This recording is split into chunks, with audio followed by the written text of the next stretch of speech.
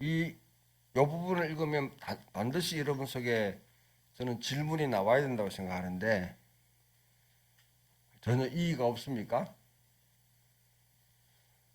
그러면 가면 예 하시고 아니면 아니 할까요?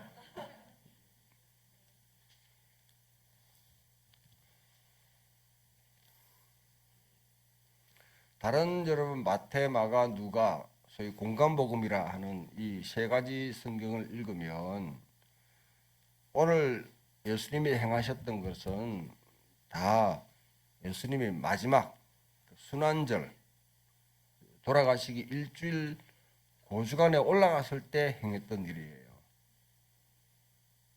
근데 요한은 이걸 예수님의 사역 초반에 지금 두고 있거든요. 전혀 문제 없어요? 이렇게 둬도? 예, 그럼 문제 없으면 넘어갑시다. 예. 예. 자, 이 이야기는 앞에 있는 2장 10절에 보면 사역 초기에 예수님이 가나 혼인 잔치에서 이제 물로 포도주를 만드셨다. 그 표적하고 지금은 여기서는 또 갑자기 무대가 확 옮겨져 가지고 예루살렘 중심으로 갔습니다. 거기서 성전에서 이렇게 이제 사실 소동을 부린 거죠. 소동.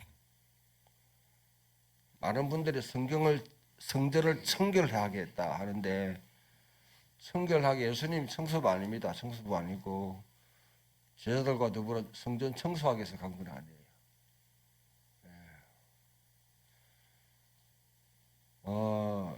청결은 그냥 이제 정결하게 했다. 왜냐하면 더럽고 잘못된 것을 치웠다 하는 측면은 이제 청결이라 하는데 잘못하면 성전을 깨끗하게 그냥 정리정돈했다. 그렇게 할 수 있지만은 그거는 여러분이 이제 저도 어릴 때 그렇게 생각했어요. 예수님 올라가서 이렇게 하면 그 다음부터는 성전에 이런 일이 전혀 일어나지 않고 그다음 깨끗이 예수님의 명령이 들어가지고 이제 정상도 돌아갔겠다 이렇게 생각하지만은 그는 미션 임파서블입니다. 왜냐하면 이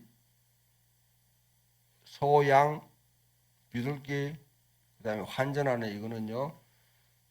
그때 6월절 절기 때 가장 대부분 이렇게 일어나는데 그 당시 성전 안에 로마 군대가 유대인들이 이렇게 절기를 지키 로마 이 수비대가 성전 위에 쫙 둘러서 가지고 항상 이렇게 감시를 하고 있습니다. 혹시 소동이 일어날까 싶어서. 성전 내부에는 또 성전 경찰들이 있어요. 레위인들로 구성되어 있는. 예수님 게세마네 동산에 기도할 때 잡으러 왔던 그런 성전 경찰대가 쭉 이렇게 항상 순시를 합니다. 그리고 수많은 유대인들이 빡빡하게 있는데 그걸 갖다가 다 치우는 것은 그거는 이제 무리죠. 무리죠. 이거는 하나의 예수님의 예언자로서 선지자로서 상징적인 행동이다. 그러니까 잠깐 로마 군대와 그 다음에 성전 경찰들이 다른데 이제 한눈 파는 사이에 예수님이 갑자기 그냥 한 5분 사이에 오랑당당 하고 이제 그 다음에는 군중석으로 다시 이제 들어가는 거죠. 그렇게 봐도 전혀 문제가 없습니다. 예수님이 하셨던 행동 자체가 문제가 이제 이게 의미가 뭔가 하는 것이죠. 이 소와 양과 이런 걸 파는 거는요. 왜냐하면 이제 사실 성전의 기능에는 필요해요. 유대인들은 성전에서만 제사를 드릴 수 있거든요. 예루살렘 성전에서. 자기 집이 우리 교회로 말하면 수성동에 사는 사람들은 집에 있는 소를 양이나 비둘기 들고 오면 되는데, 여러분 여기서 예배 드리려고 하면 저기 서울에서 오면 어떻게 돼요? 소를 끌고 와야 되잖아요. 양을 끌고 와야 되잖아요. 그런데 문제가 뭐냐면 끌고 와도 돼요. 근데 하나님께 드린 거는 흠이 없어야 돼요. 그 벨밴드 바르고는 절대로 안 되는 거예요, 보면. 오다가 혹시라도 스크래치가 나면 다시 돌아가야 돼. 예. 양과 소가 혹시 설사하면 안 돼요. 예? 그 다음에 이렇게 상처가 나도 안 돼요. 흠이 없는 것을 드려야 돼요. 만일 여러분 저기 로마나 바벨론 이런 데서 이제 오는 분들은 어떻게? 가지고 못 올 거잖아요. 그러니까 성전 갈람산이라고 거기서 본래 거기서 이제 이렇게 양을 준비해 가지고 제사를 드릴 수 있도록 편의를 위해서 맨심이 이렇게 만든 겁니다. 그거는 예수님 당시만 있었던 것이 아니고 옛날부터 있었던 거예요. 그 다음에 유대인들은 성전세를 바칩니다. 성전세. 하프세겔 해가지고, 예, 우리로 말하면 한 지금 돈으로 말하면 한 100만 원 정도, 100만 원 정도의 세금을 이렇게 바치게 되었어요. 1년에 한 번, 남자만. 여성들은 괜찮아요. 안심하세요. 근데 그 성전 세금도 이제 은화를 드려요. 은이니까 은화를 찍어내는데, 이 로마와 그리스에서 발행되는 그런 은화를 드릴 수가 없는 게, 이게 은화의 순도가 있어, 순도. 근데 대개 이제 통치자들이 돈을 갖다가 이렇게 발행하면서 조금 삥땅을 맞춰요. 삥땅 죄송합니다. 이 일본어죠, 이게. 하여튼 중간에 속이에요, 속이. 순도가 본래 95% 정도 돼야 되는데 70% 심하게는 어떤 60%까지. 나머지 여러분 30, 40%는 누가 떼먹어요? 발행하는 사람이 떼먹는 거죠. 이 순도가 맞지가 않아요. 그래서 거의 99.5% 이상의 그런 순도를 이제 가지고 있는 동전을 은화를 갖다가 발행하는 그게 두로라는 두로.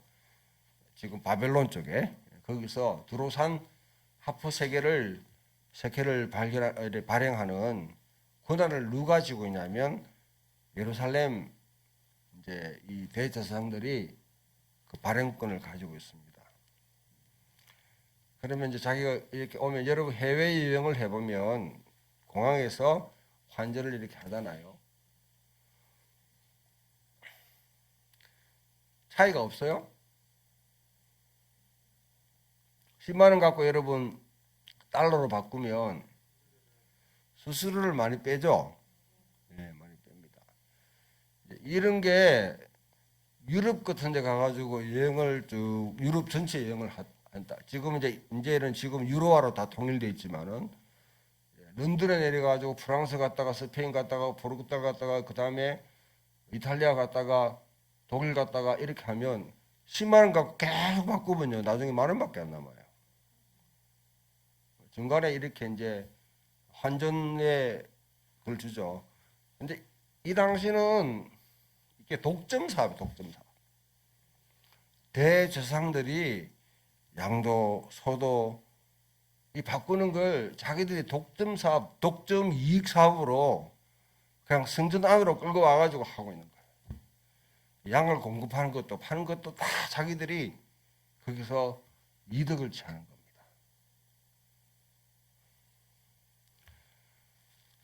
이런 게 환전하는 것도 마찬가지죠.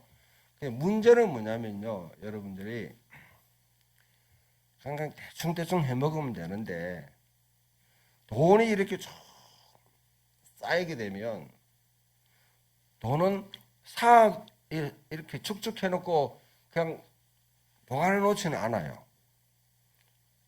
사용처를 찾아야 되지. 투자처를 반드시 찾게 만들어요. 투자를 어디다 하냐? 옛날엔 다 부동산에 투자하는 겁니다.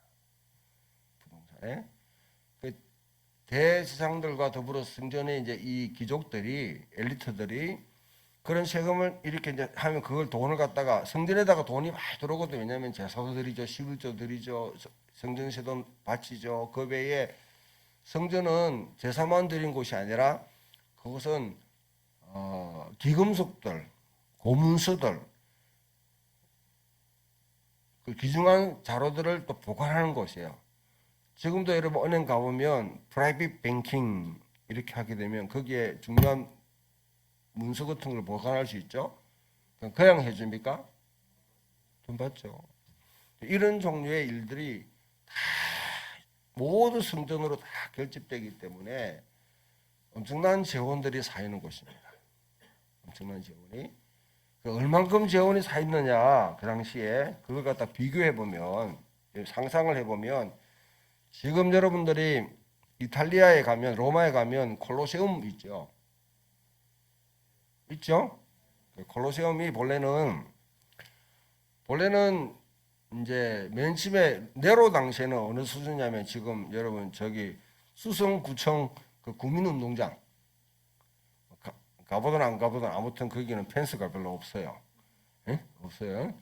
그냥 뭐 경기만 할 수 있도록 만들어놨는데 그 다음에 이제 베스파티아누스라고 조금 그 사람이 할 때는 어느 정도는 우리 저기 시민운동장 형태로 좀 했는데, 그 다음에 티투스라고, 티투스 장군이 왕국할 때는 지금 이제 있는 모습대로 월드컵 경기장처럼 만들어낸 거예요. 그 만드는 재원이 어디서 나왔냐? 그 옛날 로마의 황제라고 아무거나 다 할 수 없습니다. 전부 다 원로원이 허락받고 다 예산 맞춰가지고 해야 되기 때문에 재원이 없어서 못했는데, 티투스 대왕이라는 사람이, 이 사람이 예루살렘을 최종적으로 멸망시킨, 예루살렘 성전을 최종적으로 정복하고 멸망시킨 사람이에요. 왕이 되고 3년 만에 죽는데요. 그때 히브리 노예들을 다 끌고 옵니다. 그리고 거기 나온 자금들을 다 들고 나와요.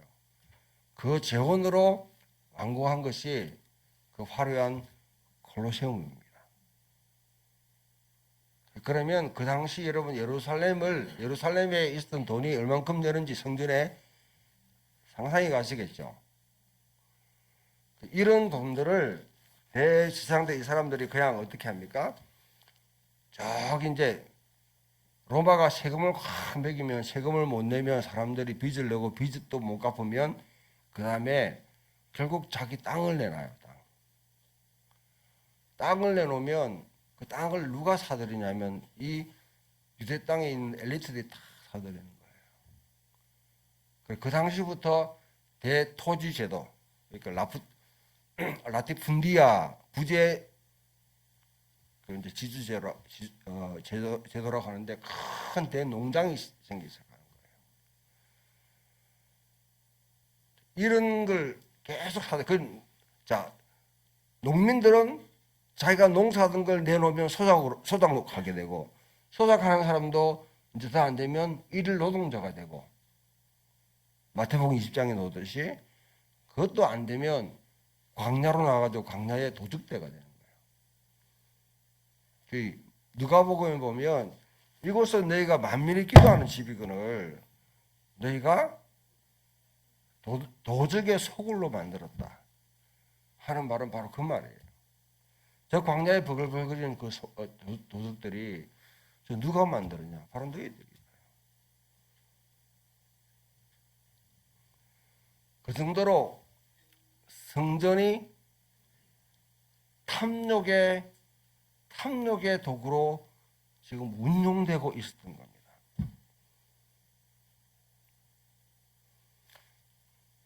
오늘날 교회도요, 얼마든지 그렇게 운용될 수 있습니다. 우리 교회야 뭐 1년간 깨끗해야 뭐 이렇게 될까 말까 하는 예산인데 뭐 탐욕 부려봐야 뭐 얼만큼 부리겠습니까? 많은. 예? 그러니까 돈이 쌓이게 되면 사람들은 눈이 멀어져요. 제가 왜 교회는 돈이 없어야 된다는 게 바로 그 이유입니다. 풍경 있는 교회 막 돈이 지금 막 쓸 수 있는 자산이 한 20억 된다면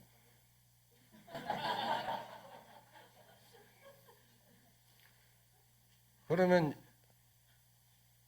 저도 굉장히 경건한 척 하다가 그때부터 기도하기 시작하는 것이죠. 저 돈을 어떻게 헐거먹을까? 하나님의 뜻이 임하시옵소서 이렇게 하면서 거기에 열심을 내게 돼 있어요. 사람의 그 탐욕, 그 본성입니다. 본성. 본성입니다.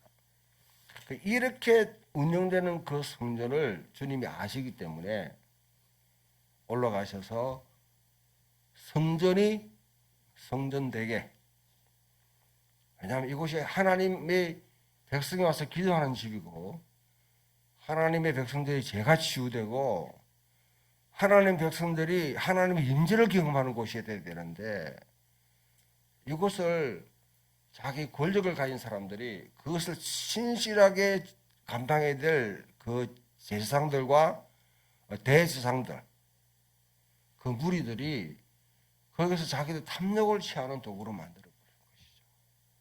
거기에 대해 주님이 분노하셔서 그 상을 다 뒤엎어버린 겁니다. 과격한 행동을 하신 거예요. 자, 이걸 보게 되면 이 장에 주님은 한 가정이 결혼식을 하는데 가장 흥을 돋구기 위해서 가장 필요한 포도주가 떨어졌더라. 주님은 한 가정의 그 축복도 시골에 한 사람의 행복을 위해서 친히 기적을 행하시는 것이죠. 성육신 하신 주님이 그런 분이세요.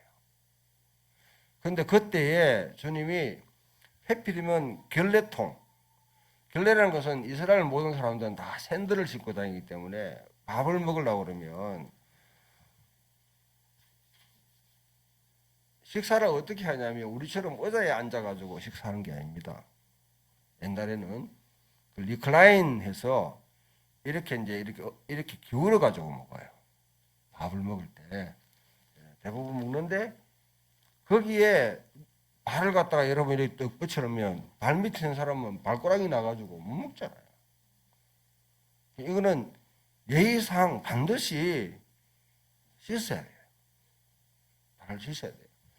거기에서는 물을 이제는 그 물동이에 다 채워가지고 그 포도주로 그것도 아주 고급 포도주로 바꾼 것이죠. 자, 누구든지 여러분들의 삶 가운데 무엇이 옳고 그름에 대한 판단이 다 있습니다. 있죠?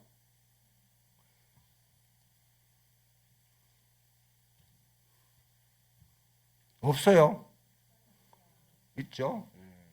그 다음에 뭐가 깨끗하고 뭐가 불결하다 하는 데 대해서 나름대로 기준이 다 있지 않습니까? 있잖아요. 그러면 그 기준에 따라 가지고 뭐가 나오냐면 여러분 사귀어야 될 사람, 사귀지 말아야 될 사람, 교류해야 될 사람, 교류해야 되지 말아야 될 사람에 대한 분명한 어느 정도의 경계선이 있어요. 경계선. 이 유대인의 결례법은 바로 그와 같은 역할을 하는 겁니다. 그래서 여러분 복음서를 읽어보면 바리새인과 서기관들이 왜 너희 제자들은 손을 씻지 않냐? 손을 왜 안 씻고 밥 먹냐? 막 시비를 계속 걸잖아요. 그런 것들이 이제 서로 사귀어야 될 사람, 안 사귀어야 될 사람을 상징하는 데 굉장히 중요합니다. 왜냐하면 유대인들은 특히 밥이 굉장히 중요해요. 식사하는 자리가 중요해요. 그래서 모든 유대 율법을 다 종합해 보면 613가지가 나오는데 그 가운데 3분의 2가 정말 먹는 것과 관계됐어요. 그 왜 그래 먹는 걸 집착합니까? 이게 지금 내가 함께 밥을 먹는 사람들은 다음에 메시아 대잔치가 이루어질 때, 우리로 표현하면 어린 양의 혼인 잔치가 벌어질 때 그때 초대받을 사람이에요. 여기 함께 식사를 한다는 말은 뭐냐면 다 같이 그 자리에 함께 볼 사람들이란 말이에요. 그러면 이 가운데 죄인과 세리 이런 사람들이 섞여 있으니까 얘들은 메시아 대잔치에 참여 못할 사람들이에요. 이방인들도. 그러니까 참여 못하게만 자기들이 판단해가지고 얘들은 메시아 대잔치에 참여할 사람 못할 사람 그것을 구분하는 잣대가 바로 이 정결법입니다. 그래서 이런 것들이 뭐냐면 사람을 차별하고 협오하고 배제하는 근본 하나의 이제 제도죠, 제도. 그 제도가 전부 다 어디를 따라하냐면 다 성전에 있는 성전 공간에 다 이렇게 연결되어 있어요. 그러니까 주님께서 그것을 포도주로 바꿨다. 포도주는 포도주 때문에 특별한 의미가 아니고 포도주가 있어야 사람이 기쁘잖아요. 흥이 돋잖아요. 특히 여러분 결혼식에 소위 말하면 이제 그 당시에는 다 포도주를 먹었습니다. 그 포도주가 있어 흥이 나는데 그걸 빼버리면 그 앙코 없는 찐빵이죠, 그게. 응? 찐빵이라고. 그래서 주님께서 그것을 축복의 기쁨의 그 신랑 신부가 여러분 그 중간에 7일 동안 잔치를 하는데 7일 동안 잔치하는데 중간에 사흘도 되는 날 포도주가 떨어져 버렸으면 나머지 날은 어떻게 해야 돼요? 흥이 다 깨지지 않습니까? 그 결혼하는 부부가 평생도록 뭐냐면 우리 결혼할 때 포도주가 떨어졌다. 누가 그랬노? 내 트라우마를 안고 살아갈 거 아닙니까? 2020년에 결혼하는 우리 정지연을 비롯해가지고 아마 평생 잊지 않을 거예요. 코로나 세대. 코로나 때문에 손님이 못 왔다. 뭐 이와 같이 여러분 이런 사실 힘든 상황이 되는데 정화도 그렇고 그죠? 이런 걸 주님이 축복의 잔치로 바꿔주는 거죠. 마찬가지로 아주 한 극단에 성전에 예루살렘 수도에 올라가서 거기 중심에 모든 유대인의 삶의 중심인 성전에 가가지고 성전이 성전되게 그렇게 성육신 하신 주님께서 그와 같이 관심을 베푸신 것이죠. 하나님은 그냥 거룩하고 고귀하고 아름답고 멋지고 그런 것만 쳐다보고 계시는 분은 아니십니다. 한 가정에 행복과 삶도 돌아보시고 여러분 삶 속에 흥이 나기를 기쁨이 넘치기를 원하시기 때문에 여러분 주님이 육신을 입지 않았다면 못하잖아요. 사람들 보고 해락하면 사람들은 다 제도화돼 가지고 법 따라 이렇게 규정하기 때문에 그게 안 돼요. 그러니까 주님이 이 땅에 오셔가지고 몸을 입고 오셔가지고 직접 그 일을 하시는 겁니다. 그렇다고 주님이 여러분 이스라엘 땅의 모든 잔치집마다 다 돌아다니면서 물을 포도주로 바꾼 건 아닙니다. 그래서 여러분도 뭐 이렇게 또 결혼식 할 때 물을 떠나놓고 포도주로 바꿔서 기도하면 안 돼요. 그거는 그렇게 하면 안 돼요. 성전은 뭐냐면 이거는 동안 예언자들이 계속 비판의 대상이 됐던 곳인데 주님 왔을 때도 마찬가지. 그러니까 주님이 그곳에 가셔가지고 사실은 이거는요 예수님이 하셨던 행동은 이거는 목숨을 내놓는 행동입니다. 이 보면 2장에 보면 마리아가 물로 포도주가 떨어졌다 하니까 예수님이 굉장히 좀 아주 언짢은 듯이 여자여 이게 내하고 무슨 상관이 있습니까? 무슨 사가지 없는 그런 아들내미가 있어요. 우리 지훈이도 저렇게 하는데, 응? 근데 그때 뭐냐면 내 때가 이르지 않았나이다. 그뭔 때가 그 때가 차면 여러분 목욕탕 가가 밀면 되지. 예? 그 때가 뭐야 때가? 내 때가 이르지 않았나이다. 이게 영어로 뭐냐면 영어로는 표현하기 힘이 hour로 해야 될지 타임으로 해야 될지 모르는데 모멘텀으로 해야 될지 모르는데 이거는요 요한복음의 때는 예수님이 십자가에 죽는 때예요. 예수님 십자가에 돌아가신 거예요. 그러니까 지금 이게 첫 표적이잖아요. 이걸 시작하면 이제 곧바로 일로 가야 돼요. 그러면 사실 마리아의 말은요 알았는지 모르지만은 이제 죽을 때 됐다. 일 시작하자 이 말이에요. 예수님은 그렇게 받아들인 거거든요. 그러니까 예수님 인간이기 때문에 가능한 늦추고 싶은 거잖아요. 그런데 이제는 시작할 때 됐다 이렇게 하니까 예수님께서 굉장히 당황하시는 거다. 자, 그러니까 하물며 여러분 그 일이 뭐냐면 바로 성전에 가가지고 소동하는 이거는요. 그때부터는 생각을 해보세요, 여러분들. 고대 사이에 성전에 가가지고 그와 같은 소동을 일으켰다. 이거는 여러분 지하철에서 소동을 일으킨 거 이거 비교할 바 안 됩니다. 가장 신성시되는 곳에 가가지고 이렇게 하는 거는 이거는 특별 가중처벌을 하게 돼 있거든 그 당시에. 응? 그때부터 마테마가 누가 읽어보면 그때부터 유대인들이 사실 이제 죽이려고 해요. 얘는 제거해야 되겠다. 제거의 목록에 올리는 그런 일을 하시는 것이죠. 그러면 그러니까 많은 사람들이 자꾸 교회가 정치에 관여하지 마라 이렇게 하는데요. 누가 그걸 갖다 이야기하는지 모르지만은 여러분 우리의 삶이 정치와 경제 이런 걸 빼버리면 그 종교생활만 해라고요? 교회는 전형적인 그 뭐냐면 영지주의적인 생각이에요. 탄력적인 생각. 주님은 개인의 삶에도 와서서 관여하셨지만은 그 당시 유대의 정치, 경제, 사회 모든 것의 중심지인 성전에 가서도 그 문제에 대해서 분명히 행동으로 목을 내놓고 도전하시는 것이죠. 잘못됐다고 얘기하시는 것이죠.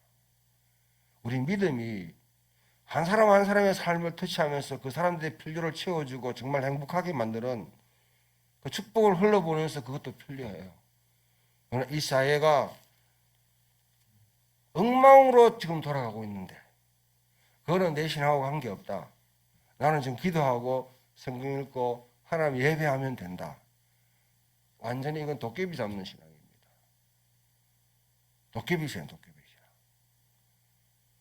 주님은 오셔서 과감하게 성육신하신 분이기 때문에 그 성전이 돌아가는 운영되는 것이 모든 이스라엘 사람들의 삶에 영향을 미치게 돼 있고요. 현실적으로 미치고 있을 거예요. 예수님의 삶에도 피부로 와닿는 거죠. 왜냐하면 예수님은 여러분 갈릴리 땅에 그것도 가장 골짜기에 그 나사렛에 살았다고 그러면요. 이거는 30년 동안 살았다면 이거는 볼장 다 받는 거예요. 불과 여러분 한 우리 경산 정도 거리에 그 당시 로마가 진주해 있는 부대가 거기에 진주해 있었습니다. 그러면 그 당시에 로마 사람들은요. 여자들 말고 남자가 이렇게 했으면 딱 아무나 가는 사람 붙잡아가지고 오리를 갖다 강제 노역시킬 수 있는 권한이었어요. 진도로 일하면 가야 돼요. 그게 세금 빼들죠. 그 다음에 여러분 티베루스라는 황제에게 바치는 그런 이제 이 도시를 새로 건설하는데 그냥 건설합니까? 강제 노동을 시킬 거 아니에요. 예수님의 아버지 요셉과 예수님도 거기 가서 그 행동을 다 하신 거예요. 당시 암하레츠 땅의 사람들의 삶을 직접 경험하셨던 분으로 여러분 그 삶이 종교, 정치와 구분해야 된다. 말도 안 되는 이야기예요. 제대로 구분해야 되죠. 제대로. 지금 여러분 우리나라에 보면 웃기는 이야기예요. 지금 되게 정강훈 씨를 갖다가 지지하는 사람들은요. 옛날에 1970년대, 80년대 소위 말하면 여러분들 조금 이렇게 민중신학 하시는 분들 이런 분들이 우리 우니칸 목사님 기억나죠? 이런 분들 부르해가지고 막 독재에 대해서 반대하고 이건 안 된다고 막 이렇게 감옥 가고 막 박인구 목사님 그때 가면 교회가 정치에 참여한다고 종교는 종교 역할을 해야 되지 하면서 막 이렇게 외쳤거든요. 저도 설교 수없이 많이 들었어요. 종교는 분리된다. 지금 와가지고는 지금 현 정부하고 무슨 뼈가 셨는지 모르겠지만은 지금 들어와가지고는 뭐 길거리 막 튀어 나가잖아요. 다 옛날에 그 반대했던 사람, 욕했던 사람들이 나가요. 이게 전형적인 내로남불 신앙입니다. 저는 정강훈 씨가 아주 좋은 공헌을 했다. 아, 교회는 정부에 저항할 수 있구나.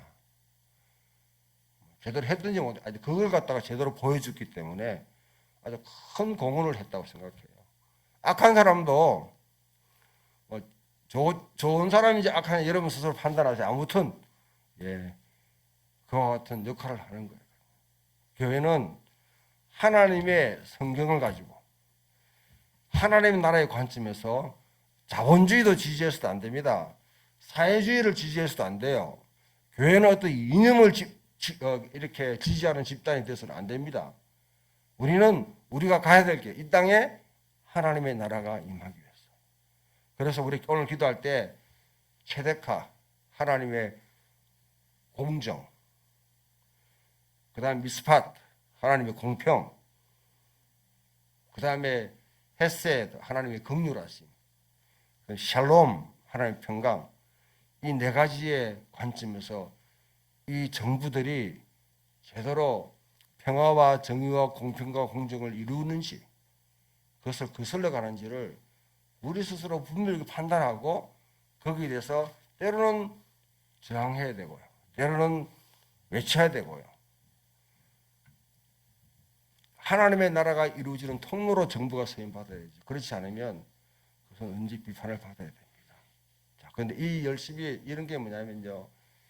예수님은 제자들이 예수님이 하시는 행동 보고 뭐라고 하냐면 주의 전을 사모하는 열심히 나를 삼키리라 한 것을 기억하였더라. 예수님의 마음에는 주의 전을 사모하는 마음이 열심히 삼켰다. 그 열심이라는 게 불이 확 타가지고 자기를 갖다 도리어 다 소비시킬 정도로 자기를 태울 정도로 그 열심이 있었습니다. 여러분들 교회 하나님의 전에 대한 사모하는 마음이 있습니까? 얼마 정도 사모하십니까? 이렇게 해놓으면 하나님 전을 사모한다고 교회 계속 오는 사람이 있어요. 주님이 그걸 원하는 거 아닙니다. 이스라엘 사람들은 1년에 3번만 절기를 성전에 올라갔어요. 그렇다고 해서 평소에 주일날 안식일날 예배 안 했냐? 예배했습니다. 성전을 향해서 어디 사방에 동서남북 어디에 흩어지냐? 아침 저녁에 해 뜰 때 해질 때 성전을 향해서 기도했어요. 항상 기억하고 안식일에는 그 동네 사람들이 함께 모여서 예배를 드리고 성전을 향해서 그다음에 성경을 읽고 그다음에 그 가운데 또 신앙을 지켰습니다. 문제는 횟수가 문제가 아니라 하나님의 성전에 대한 내가 사모하는 마음, 열심이 내게 있느냐 그거죠. 이스라엘의 열심이라는 이 말에서 소위 말하면 젤롯 해서 이제 영어로 하면 zeal이죠. 열심인데 이거는 여기서 열심당원이라는 말이 나옵니다. 열심당원들은 뭐냐면 만약에 이 땅에 있는 사람들이 특히 이제 이 나라를 운영하는 사람이나 성전을 운영하는 사람들이 잘못 운영해가지고 하나님 백성에게 뭐냐면 화를 초대할 정도로 굉장히 잘못을 범하면 아주 하나님에 대한 열심히 있는 사람이 불뚝불뚝 일나가지고 어떻게 하면 그 제도를 뜯어 고치면서 뭐냐면 바르게 잡는. 그게 여러분 구약성경의 비나스부터 비롯해가지고 제사장 요야다라든지 아니면 여러분 요시야 시대 때 요아스 시대 때 등등 쭉 흘러내려옵니다. 면면이 흘러내려오는 그 여러분 열심에 대한 그 전통이 막판에 언제였냐면 불과 예수님 당시에 사람들이 기억하는 그런 시대, 그때가 마카비라는 사람이 안티오코스 에피파네스라는 그런 사람이 성전에다가 제우스의 신전을 씌워놓고 돼지의 피로 제사를 드리는 그 다니엘의 예언이 말하면 멸망에 가상한 것들이 그 거룩한 곳에 선 것을 보거든. 그래서 봤을 때에 아주 시골에 있는 제사장의 이 한 가문이 분열이 일어나서 이거는 말도 안 된다. 이래서 그때부터 저항을 하기 시작해서 나라를 갖다 되찾고 성전을 깨끗이 청소합니다. 그게 마카비의 혁명이에요. 그래서 그게 그때 수순절 성전을 깨끗이 청소해가지고 하나님께 봉헌하는 이런 이스라엘의 쭉 내려온 전통들, 이게 사람들 삶 속에 예수님 당시에도 열심당원이라는 게 있었잖아요. 예수님 이후에도 바울과 같은 사람도 열심히 하면, 바울은 열심 베푸는 휘체예요. 예수님 믿기 전에도 열심히였고 예수님 믿고 난 뒤에도 열심히였어요. 예수님 믿기 전에는 너무 열심히 해가 교회를 핍박해버리고, 예수님 믿고 난 뒤에는 어떻게 합니까? 열심으로 자기가 순교를 당한까지 사역하는 거예요. 열심히 식어지지 않는 사람이었어요. 그와 같은 열정으로 하나님을 섬겼던 그 전통. 그래, 이게 우리에게 하나의 표적이 된다는 것이죠. 주님을 어떤 모습인가? 주님은 이스라엘의 메시아요 하나님의 아들인데 이를 믿으면 우리는 영생을 얻게 하라 합니다. 요한복음 전체 목적이 어디라고 했죠?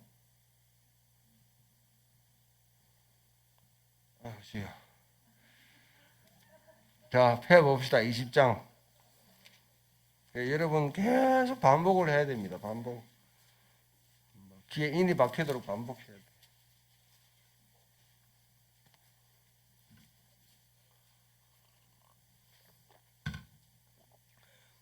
20장 30절 31절 다 같이 읽어봅니다. 이제 시작.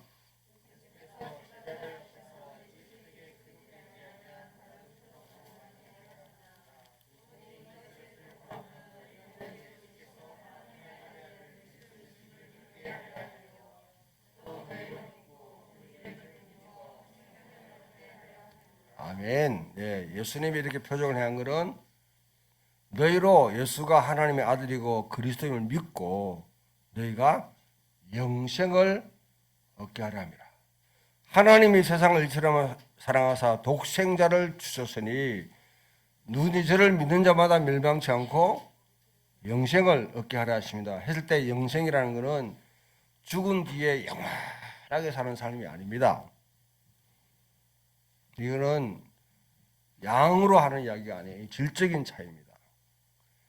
여기 영생이라는 요한에서 말하는 영생은 바로 다른 공간복에서 말하는 하나님의 나라, 하나님의 나라. 하나님의 나라를 내가 하나님의 나라를 지금 누릴 수 있다. 예수 믿는 사람은 이미 여러분 속에 영생을 누리기 시작합니다. 믿으세요? 그게 없으면 여러분 신앙생활 지금 헛되게 하는 거예요. 헛되게. 미리 본격적으로 일어날 그 영생을 우리는 지금 미리 맛보는 프롤랩시스, 미리 맛보는 그런 삶을 사는 거예요. 그리고 우리 삶 속에 영생에 대한 흔적들, 영원한 빵, 영원한 물을 마시는 그자의 삶이 우리 속에 드러나게끔 하세요. 그렇기 때문에 성령님이 계시는 거예요. 예, 그렇게 살아가도록 말씀을 한번 쭉 묵상하시면서 한 주간 또 승리하시는 삶이 되시기를 주님의 이름으로 축원합니다.